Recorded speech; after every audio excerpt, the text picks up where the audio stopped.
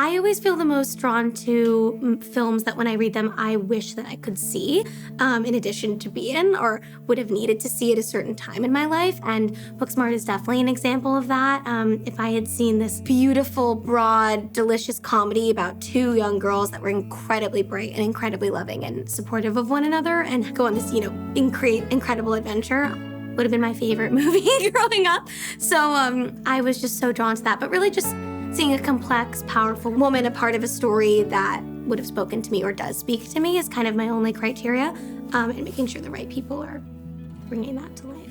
The film that got me into acting was Funny Girl. I first saw it when I was 2 years old, and I loved that movie. I would make my mom play it for me every single solitary day. Like other kids would watch Elmo or, Sesame Street or The Little Mermaid. I was like begging to watch Barbra Streisand sing Don't Rain on My Parade over and over and over. So that was definitely what got me into acting. And my whole childhood, I grew up doing musical theater, and that was my home and my home base and the only thing I ever thought I would do. And then I kind of opened myself up to filmmaking. I always loved films and loved TV, but I never thought I would be a part of them for some reason, because theater was, so much my singular focus.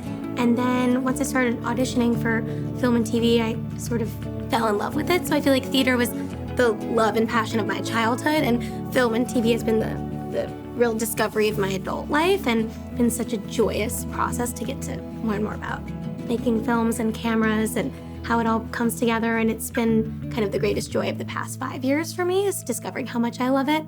So Booksmart came into my life about over almost 4 years ago now.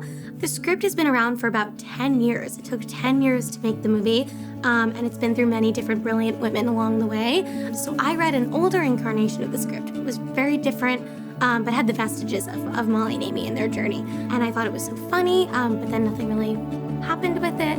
And then I got a call that Olivia Wilde wanted to have lunch with me. And I was like, I think you're talking to Beanie. I think you called the wrong person. And they were like, no, she wants to meet you. And we were both on Broadway in different shows at the time. So we met in Midtown before a show, and it felt very like New York actor moment in my life. It was very cool.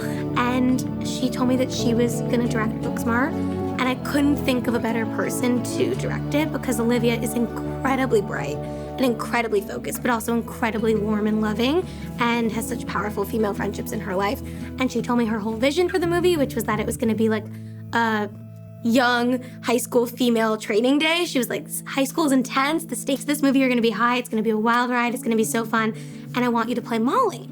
And I was like, isn't Molly one of the two? And she was like, and I was like, okay.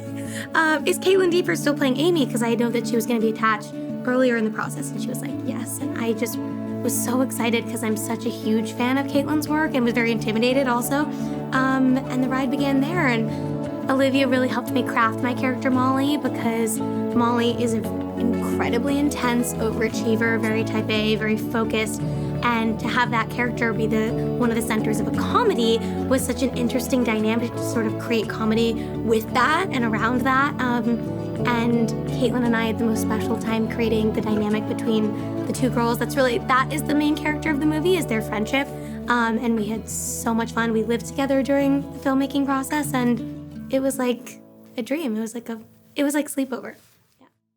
Yeah.